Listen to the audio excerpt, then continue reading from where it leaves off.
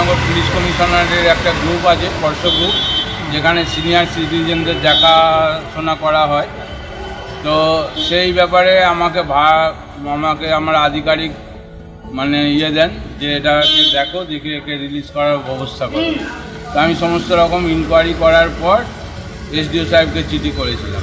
চিঠি করার পর উনি দেন যে রিলিজ করানোর জন্য।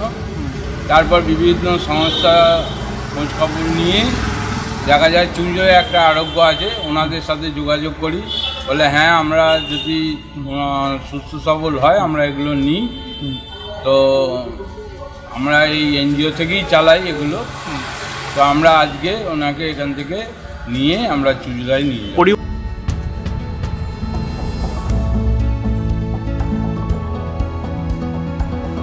তো খুবই ভালো কাজ হলো, উনি একটা জায়গা পেল, বৃদ্ধাশ্রম, আমাদের সরকারের একটা ভালো দিক, ওখানে উনি ভালো থাকবেন।